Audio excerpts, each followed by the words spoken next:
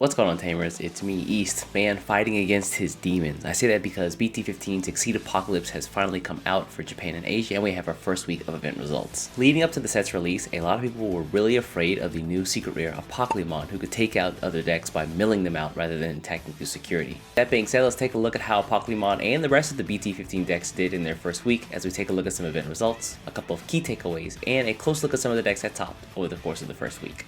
So diving into the results, the whispers of Apocalymon being the boogeyman for this set are absolutely true, with an astounding 18 wins over the course of the past week at events. Apocalymon is a force to be reckoned with. His early dominance in the set has already progressed the deck quite a bit. People are already setting up and taking cards in for the mirror as well. We also got another rising star in the form of Garurumon. In EX5, the Gabumon line got access to the new X antibody cards, which also allowed them to go between purple and blue cards. A lot of decks also swapped over to just using the Garurumon engine because it's able to cycle through cards through your deck so quickly. The EX5 cards gave a lot of support to purple decks mostly, but now with BT15's Gabumon and Garurumon cards, traditional blue archetypes seen a lot more support here. With some of the new cards, I think if you get a good enough high roll, you can kill someone in 2 turns, so yeah, pretty powerful. The EX5 set also gave rise to the new purple Anubismon deck, and people figured out in BT15 that Anubismon actually gives Apocalymon a fair amount of trouble, so we see that deck actually performing quite well here. And then as we drop down to the champion level, it's decks that have been able to tweak themselves with the appearance of Apocalymon in the environment in order to stay relevant.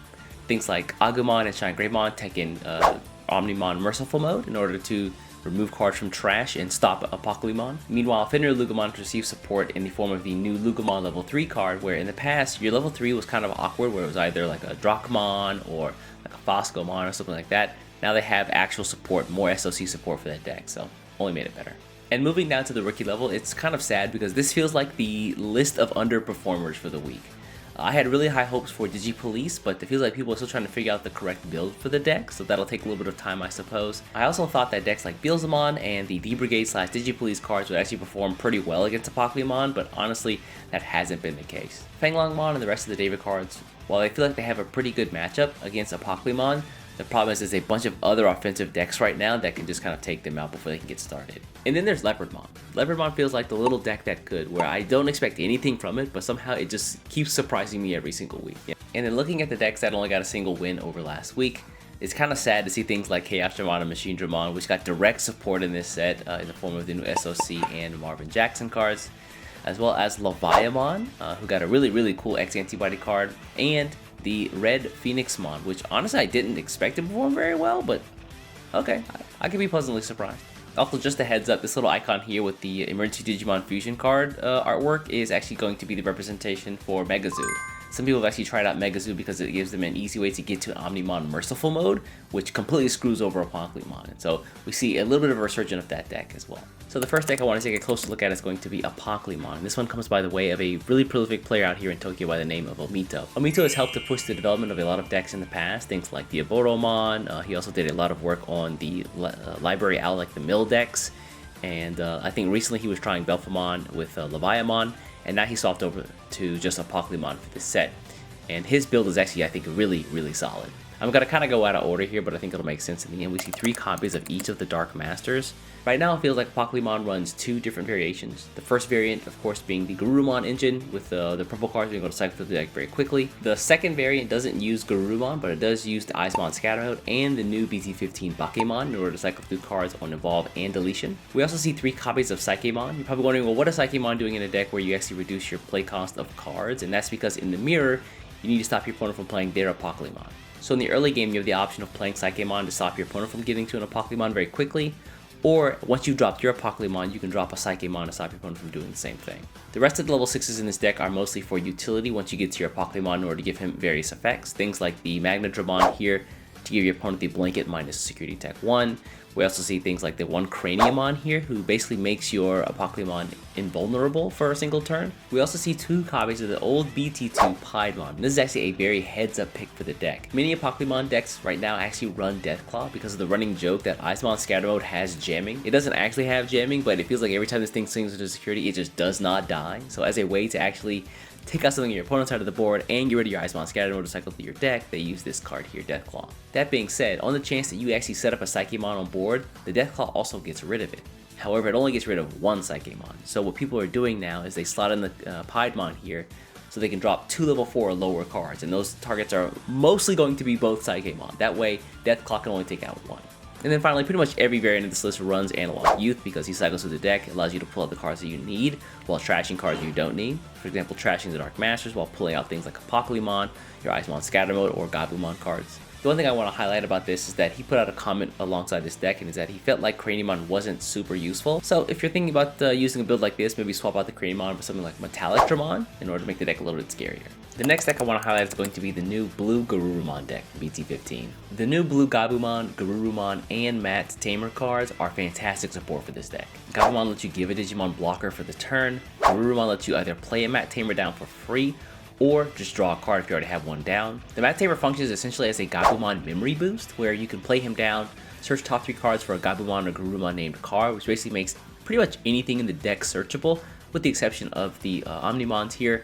And then whenever you add a card to your hand by an effect, you can rest him and then gain a memory. Not only does he reduce his own cost, but pretty much every other card in the deck puts cards into your hand by an effect, so you get a refunded memory that way as well. In addition to the new BT15 Garurumon letting you play a Matt Tamer down for -3 cost, you also have the EX1 Gabumon and Garurumon cards that also let you search through the deck on attack and also play down Matt Tamers for free when they make an attack and inheritance. I think a point of contention right now for these decks is the level 3 slots. I think some people are running full copies of the old only blue Gabumon X antibody, but some folks are opting to run a couple copies of the Gabumon X antibody from EX5. That's because the EX5 X antibody cards have the effect that where if you would die by battle, you can slot 2 cards from in your trash up onto your deck and then you would just survive. Keep in mind those effects are once per turn, so where if you only have a Garurumon X antibody on the board, you can survive through 1 attack, but if you have Garurumon X antibody and Gabumon X antibody in your sources, you can survive through 2.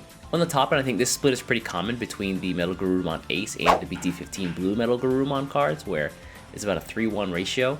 And then on top of that, you've got, of course, the old Blue Metal Garurumon who lets you unsuspend whenever you digivolve into him, and you have the Omnimons with 1 Omnimon Merciful mode. Some of you might be wondering, well, why would you run a split of 2 Omnimons and then 1 Omnimon Merciful mode?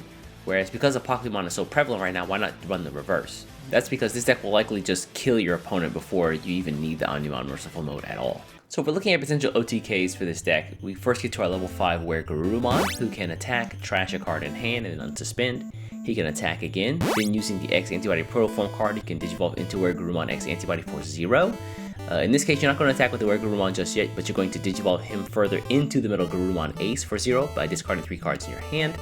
And then he can attack, and then you can use the Were Garurumon X Antibody's Inheritance effect to unsuspend again. Then you can digivolve into your Metal Garurumon X Antibody for 1, and then he can unsuspend an attack, and then if you go into your Omnimon, that's basically game. Probably wondering what happens if you just hit a big security Digimon, then your OTK potential ends, and that's not the case. Because you have the Bukamon here, if your Digimon is the largest stack on board with him in sources, then he gets jamming. And so, because you have an X Antibody lineup, you're almost always going to have the most sources on the board. So when all said and done, this deck is incredibly powerful, and with turn 2 OTK potential, sometimes the Pokemon just isn't a problem at all. Neither is any other deck in the meta though. So I feel like I talked at length in EX5 about how flexible and how good the Purple Garurumon engine was to just cycle through cards in your deck, but the same thing can be applied to BT15's Blue Garurumon cards as well. To illustrate my point here, I actually found a Blue Gabumon based deck that uses the Blue Gabumon engine, but the top end is Ulforce Digimon to seal the game. They use a lot of cards that we saw in the previous deck before, things like the new BT15 Gabumon, alongside the Garurumon and the Matt Tamer. And they also run a couple copies of the BT5 Gabumon. The inclusion of this card seems a little strange because it only searches out Gabumon and Garurumon and Omnimon named cards. The EX1 Gabumon might actually be a better choice because it allows you to search out Gabumon named cards as well as Tamers, namely the Rena one here. The Garurumon you see here is not really useful for the plus 1000 attack, but it is useful because it gives itself a refund of 1 memory whenever it digivolves. So you basically have a 1 cost Garurumon in this case. It's a little hard to see here, but we've got 1 copy of the level 5 Were Garurumon, the promo one who gives you security attack plus 1 if you have 8 cards or more in hand. A pretty easy bar for this deck to clear. But also behind that, we've got 3 copies of the BT15 Were Garurumon Ace, who essentially lets you blast Digivolve and then freeze one of your opponent's Digimon or Tamer for a turn and get card draw at the same time. This lineup also utilizes the Bukamon here to give your Digimon jamming, and because you have the X Antibody cards here, you're typically always going to be the largest stack on board anyway, so that way you don't Ulforce Digimon doesn't have to worry about what it actually checks in security. And so with that, we're going to wrap up our first week of BT15 events for Japan and the rest of Asia. If I could sum it up really simply, it'd be that, Apocalymon and Garurumon are really, really scary. If you want to know what makes Apocalymon so scary, I did an entire video about how he's changing the entire landscape of the Digimon card game. And yeah, definitely check that video out on the channel. Also, let me know what decks you folks are interested in the comments below.